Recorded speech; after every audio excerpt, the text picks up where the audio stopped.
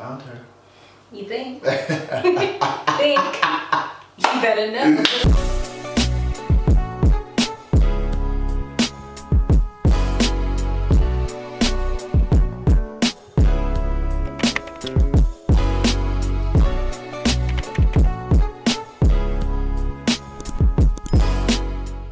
Hey guys, and welcome to our channel officially. My name is Aisha and this is Awesome. And we are the Ejegis. Come on, man, we So, as you would have seen, we got married recently in Greece, which was amazing. We thank God. Yeah, we just really wanted to have this channel just to share, I guess, have an insider into our lives, our everyday lives, and that's why it's called Life with the Ejegis, just bringing you along our journey as we grow as individuals and above all as a couple.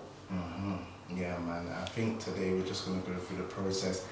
Greece was a movie. If you haven't seen it, make sure you go and see it, man. We had the time of our lives, man, and we're going to get into it. So in this video, we just wanted to kind of speak about our wedding process, how marriage has been a little bit now, but we just mainly wanted to just speak about our journey so far. Some of you guys sent us some questions earlier in the week, so we want to answer those questions as well. So how was the wedding process for you? it was intense, man.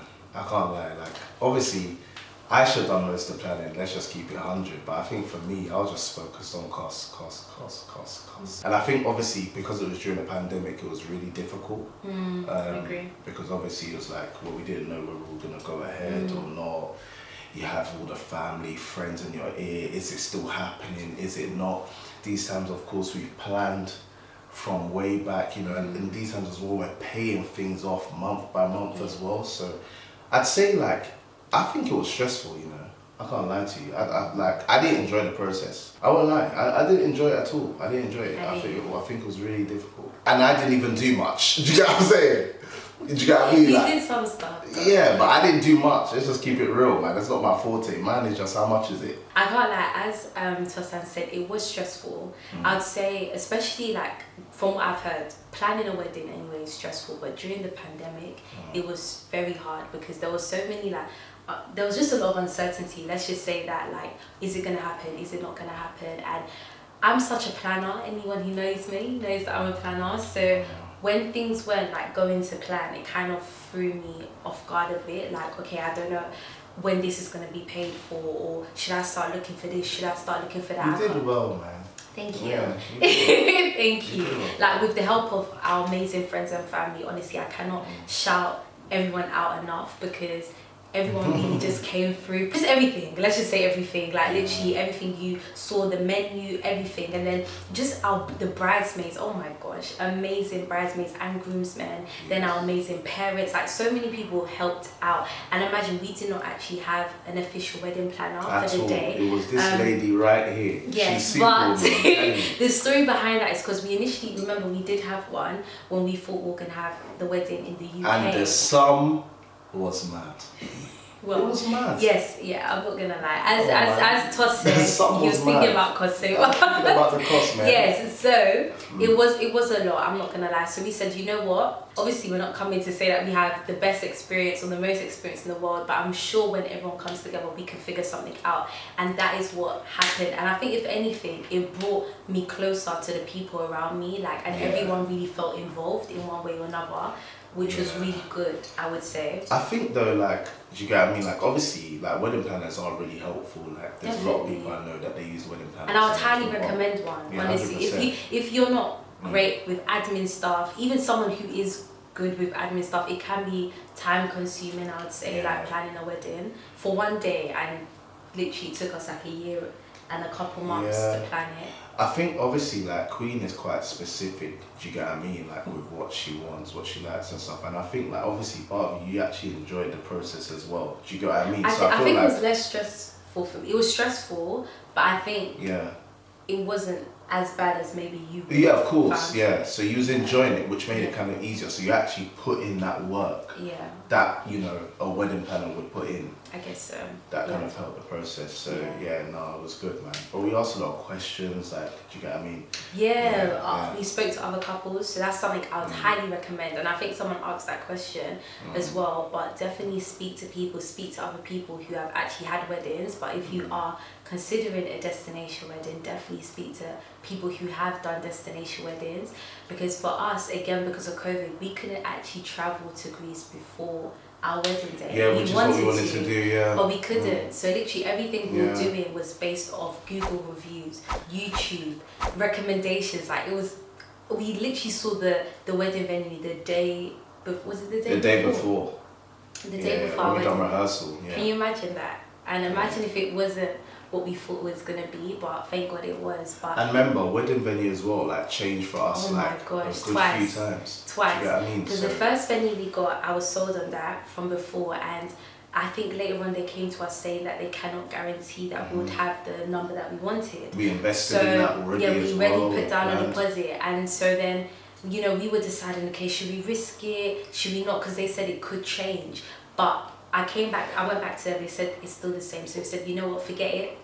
We're not going to risk it. We're going to keep going. Unfortunately, we lost money on that one. We found another place. We thought, yes, we're getting closer to what we wanted to do. Bearing in mind, we started planning other things. So imagine you've got the date, you've sent out the invite, you've hired all these vendors, but no venue.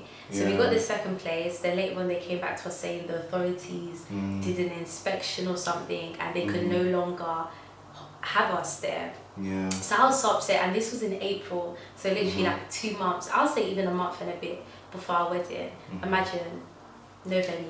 And then later on, thankfully, like, we found this place, and this was like, I never actually saw it before when I was looking for venues in Greece, so it just made so much sense. And later on, we found out from when we were in Greece that we actually picked one of the best venues that we could have picked. The very best. Because in Greece they have their own regulations, and at the moment they can't play music because they believe it can spread COVID. Can you imagine? Wow. Yeah. So because this venue was like, it was quite far away from everything, we were able to play music. You wouldn't even think there was any COVID, honestly. It's like, we were just dancing, Bear enjoying in mind, everything. this is what I'm saying. You know, we like to shake. Do you get what I'm trying to say to you? So the fact that we was actually able to enjoy it with full authenticity, man. Like, we had the time. You know what? Just watch baby. the video, okay? Come on, man. Watch the it. video. Yeah, honestly, like, Coyote Coyote. is just excellent. You deserve your own that video. guy, take my money, take more of it. Again You deserve and your again. own video What? of us just hyping you up, like, What? amazing. But Coyote did an amazing job, like, just really, I would say, summarizing the whole day, the whole experience in a few minutes. And so we hope you enjoyed the video. So if you haven't watched it, even if you have, go back. So in a nutshell, the day, I'll definitely say, exceeded our expectations. It more than exceeded. Above and God beyond. did God exceedingly and abundantly, abundantly above all that we could ever ask, think or imagine. Ephesians 3:20, that is my anchor. I love that scripture, and it just became fact. Honestly, and I think for us, the last thing I'll say before we get into our Q&A is what I think made the wedding amazing wasn't just the day, but the people who came, the experience, and also the fact that, you know, it wasn't just a one-day thing. Like, everyone was in Greece. Everyone was excited about that anyway. The bar was lit. We'll get into the bar in a minute, because people don't know what you're talking about, Taz. So what we did was we planned like a pre-celebration the day before. That's the bar that Tosa was talking about. And then after the wedding, we had a pool party. So imagine, some people didn't even know each other before they arrived in Greece. Before we knew it, people were doing their own private link-ups. Like, it was so nice. So what happened now was that we had the bar, the wedding came, and it's like everyone just started knowing each other. My friends became Tosan's friends, vice versa, and I think that was the highlight for me. Not just, okay, the wedding day, yes, that was amazing, but just the whole experience of being in Greece. And if you followed people who were there, you would know it was great as well. You know, people were telling me that usually they'll get 500 views maybe on their Insta story. It was like 1,000 something. Thousands, like, man. I was like, wow, people were really We're talking about it on enjoying Twitter. it. If you're considering a destination wedding, I'll definitely say go ahead.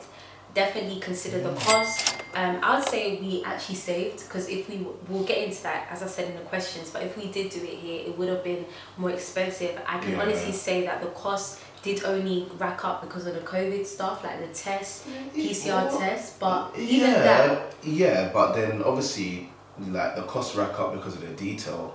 Do you get what I'm trying to say? At the end of the day, like, you know, we wanted certain things, and obviously those certain things cost, you know what I mean? So, like, whether that's, like, you know, the freedom of the food, whether that's the open bar, whatever it is, like, obviously there's certain things that were important for us to make sure that, you know, the guests could really enjoy it. And so, yeah, so it depends, isn't it? But but definitely do it if you're considering it. That's my point.